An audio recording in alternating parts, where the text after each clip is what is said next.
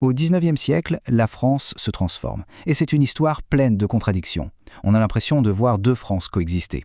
D'un côté, une France industrielle qui se jette à corps perdu dans l'avenir, et de l'autre, une France rurale, bien plus ancrée dans ses traditions. Allez, on va plonger ensemble dans cette époque absolument fascinante. Au cœur de toute cette révolution, il y a un moteur, la machine à vapeur. C'est elle, la star de cette nouvelle ère, alimentée par le charbon. Elle arrive en France un peu plus tard qu'en Grande-Bretagne, c'est vrai, notamment parce que le pays dépend pas mal du charbon britannique pour faire tourner ses toutes nouvelles usines. Bon, commençons par le début, par le cœur battant de cette révolution, l'usine. On va voir ensemble comment cet âge de la vapeur a donné naissance à un monde complètement nouveau. Le changement est radical. On passe de petits ateliers artisanaux à la campagne à d'immenses usines en ville, des usines qui dévorent le charbon.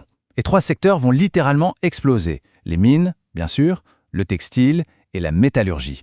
Et ça, évidemment, ça change tout dans la vie des gens. Le rythme, ce n'est plus celui du soleil ou des saisons. Non, c'est le rythme implacable, constant de la machine. La vie des ouvriers est maintenant dictée par cette cadence mécanique à l'intérieur de ces bâtiments gigantesques qu'on reconnaît de loin avec leurs immenses cheminées. Parlons des conditions de travail. Et là, il faut le dire, c'était extrêmement dur. Des journées de 11 voire 13 heures, une discipline de fer imposée par les contremaîtres, ces superviseurs qui interdisaient même de parler, et puis le danger partout, tout le temps, que ce soit la chaleur étouffante des forges ou les risques d'effondrement dans les mines. Ce qui est frappant, c'est de voir comment ce travail était perçu. Pour beaucoup d'ouvriers, la contrainte était tellement forte qu'ils la comparaient carrément au travail forcé d'un bagne. Ça en dit long sur l'intensité de cette nouvelle vie. Mais la vapeur, elle ne s'est pas contentée de faire tourner les usines. Non, elle a aussi conquis les distances. On va voir maintenant comment la révolution des rails a complètement redessiné la carte de France. La croissance du chemin de fer, c'est juste fulgurant. Il faut s'imaginer, en 1837, on a la toute première ligne pour les passagers. 20 ans plus tard, à peine, en 1857, l'axe majeur Paris-Lyon-Marseille est terminé. Les trois plus grandes villes du pays sont connectées. Et en quelques décennies, c'est tout le territoire qui est quadrillé. Le bond en avant est spectaculaire. En à peine plus de 10 ans, sous Napoléon III, le réseau triple quasiment de taille, passant de 6 000 à 17 000 km de voies. Le pays est littéralement en train d'être tissé de rails de fer. Et ce n'est pas juste une question de transport. Ce réseau, quand on l'ajoute à celui du télégraphe qui explose en même temps, ça permet une meilleure communication, un contrôle plus grand et une connexion beaucoup plus forte à travers toute la nation. Le territoire est maîtrisé comme il ne l'a jamais été. Et la révolution ne s'arrête pas là. La vapeur part aussi à la conquête des mers. On voit apparaître des navires à vapeur sur les fleuves. Les grands ports comme Nantes, Marseille et Bordeaux se modernisent à toute vitesse. La marine de guerre, elle aussi, se dote de navires surpuissants qui rivalisent avec la Grande-Bretagne.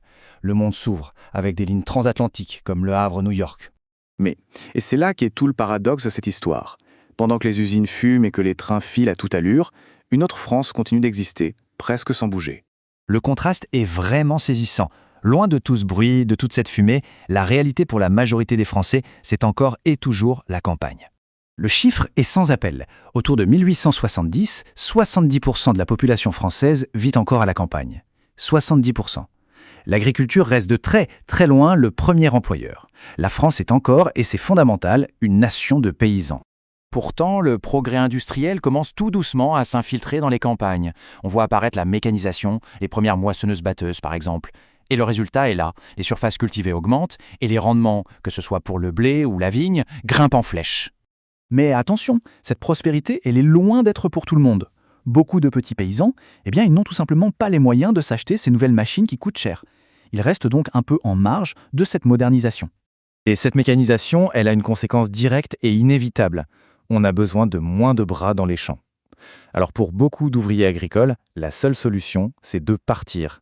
Quitter la campagne pour aller chercher du travail dans les usines des villes. C'est le tout début d'un exode rural massif. Alors, qu'est-ce qu'on retient de tout ça? On retient que la France du 19e siècle, c'était une nation avec deux visages, à la fois industrielle et rurale, moderne et traditionnelle. Et cette dualité a profondément façonné le pays qu'on connaît. La question qu'on peut se poser pour finir, c'est cette France à deux vitesses, cet héritage, est-ce qu'il a vraiment disparu aujourd'hui?